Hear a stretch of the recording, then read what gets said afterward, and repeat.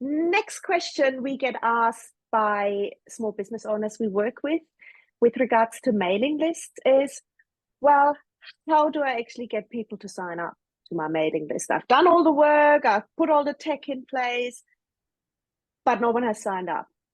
What can we tell them?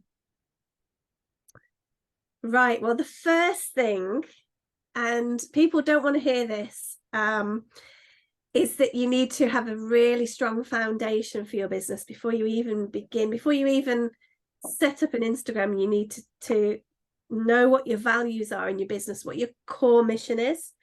And once you've established that, then you need to find out who the people are who you're trying to serve, or to who you're trying to make contact with. And then you can create content around what will resonate with them. And it has to be something, because we're small business owners and usually we're businesses of one or a couple, then it needs to be something that you love. So your content should start with what you love, what makes sense for your brand. And then you build your customer avatar around that. So your customer avatar is the person who you're aiming at. So you might have 1, 2, or 3 different avatars of people. They could be real people or they could be imagined, but you need to know exactly what makes them tick, what they read, what they listen to, what they what's their choice of platform. You need to know all those things about them, even if they're imaginary, and then you need to create your content for them. That will then build the know, like, and trust factor, which we go on about all the time. But as soon as you have that, as soon as they know you, then they start to like you, they begin to trust you, then that is the point you get them on your email list. That is not the point where they're going to buy from you necessarily, because then you need to do the work to stop scrolling and to keep getting in front of them consistently every week, if you can, in sort of short sound bites with content that resonates with them. Okay, the second way I would suggest to attract people is give them something for free that is valuable to them. So something like, and we call that a lead magnet. So like, sign up for my newsletter if you want 10% off. So you can save them money, or you can give them something for free. So free gift with purchase. Or you can do a download or a secret access to something like a special podcast, or depending on what your business is or what your brand is about, you can give them something for free that other people who are not on the list don't get. So another way is to make sure that you have lots of creative ways that you're asking people to sign up. What I mean by that is at the end of your blog, or not just at the top of your website that says sign up and leave it at that and kind of shrink. You need to be kind of shouting this from the rooftops. Tell people what the content's going to be. Tell them what's coming up.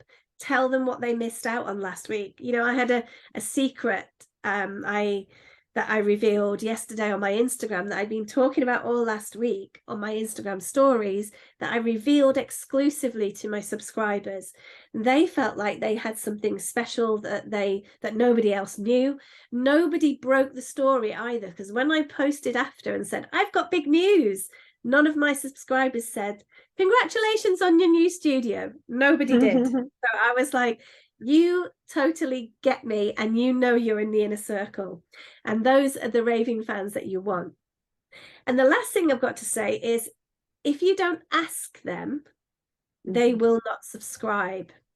Okay, you might have 1 in 1,000 might go, oh my gosh, I really love what this person is doing, and they go to your website, they search around, find the subscribe button and subscribe.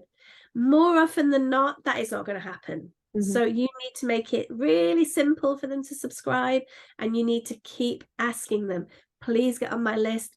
This is why it's important.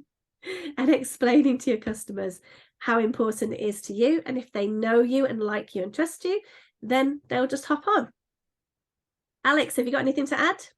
Yeah, I just want to add that having, and just to basically what you already said, having your sign up links or buttons on your website or Instagram very visible and in a lot of different places really help. And I find that right now, because we have just relocated to New Zealand, and there's a lot of new businesses, new small businesses and brands, and I've always been a big supporter of small business. And then I go onto their website and I have to search around to find where to get onto their mailing list. And quite often I get distracted because there's a lot of other stuff you think about, and then you're like, oh, I can't be bothered with that. And I could have been their customer, right? But I can't be bothered because I'm having to look in far-flung places to get onto their mailing list. And yeah, so make it easy. Make it easy for them. It's a classic Donald Miller quote, if you confuse, you lose. And I agree with that. I think if there's a slight inkling of confusion, people will click away. Yeah. That's it. You've lost them. If there's a slight question and they don't trust you, they'll click away. So just make it as simple as you can. Yeah, that's right. We do have a bonus, I believe, in our course that deals with lead magnets. We do, yes, we do. And also where to place your opt-in, which is your subscribe button. Yeah. So we have, I don't know, I think 30 something ways to something like that. Yeah, places where you can add your subscribe button. That's not just at the top of your website or in your Instagram bio, but there are so many creative places that you can choose to put it so that people will stumble across it often and consistently.